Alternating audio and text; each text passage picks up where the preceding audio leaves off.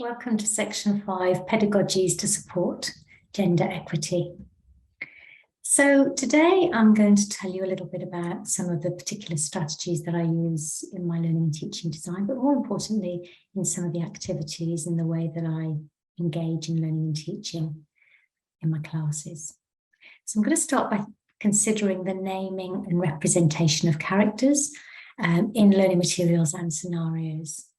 When creating learning materials, teaching artifacts, interactive activity, establishing case studies, etc., for problem-based learning, creating or curating images for visual learning materials, it's important to establish characters, scenarios, and groupings that avoid gender stereotypes and provide opportunities to extend possibilities of what women and gender diverse people might be or see in the world. So unless a character, the gender of a character is essential to a particular learning episode, you might want to consider actually using gender neutral characters and representations, names such as Sam, Alex, or Max, for example. But if gender is required, or even if you think that it's an opportunity to subvert some of those stereotypes in your representations, you might want to consider how learning materials or learning opportunities you create might provide professional role models for your students. So working on the notion that you have to see it to be it, perhaps assign characters such as Mary or Eve or Catherine as leaders or managers or barristers or engineers. Moreover, to normalize the notion that women have complex lives and often have compounding disadvantage, you might also provide Mary or Catherine or Eve with other elements to their identity, such as presented as parents or low SES, maybe Indigenous or Black or person of colour, maybe somebody with disability, for example.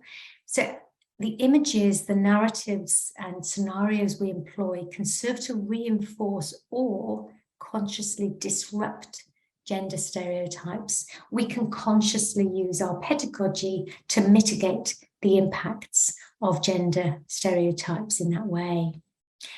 Also, when you're thinking about how you spend your time and to whom you give your focus or attention, I think it's worth being conscious that in the primary and secondary education research, there's a plethora of scholarship around the notion that teachers tend to give more attention and spend more time on their male students than their female students.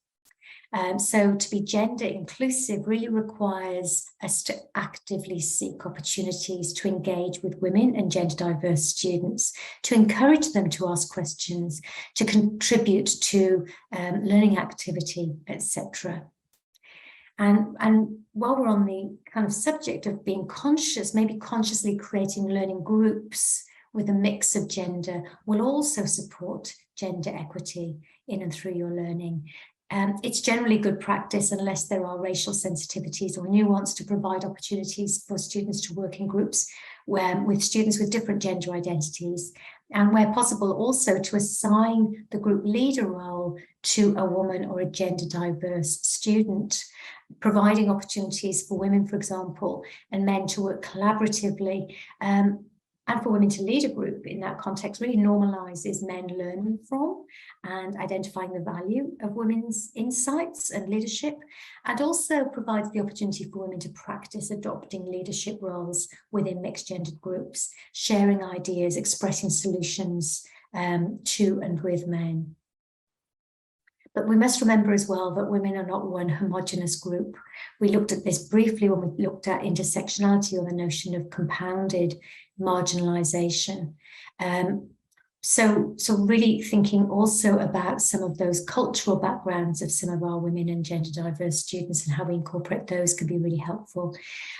So considering the intersectional experience, for example, of women and gender diverse students, perhaps consider supporting non-Western learning and teaching activity by supporting collectivist ways of knowing and communicating, again using group work, maybe even group assessments as part of that process.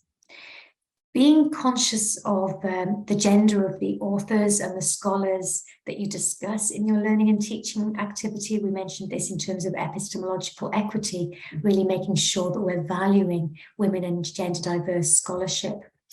Women's and gender diverse scholarship, but also consider the gender of guest lecturers and the gender of your industry speakers, for example, and really providing a diversity of women experts in and through your learning and teaching, design and pedagogy, again, normalizes that women are and can be experts in your field or your discipline.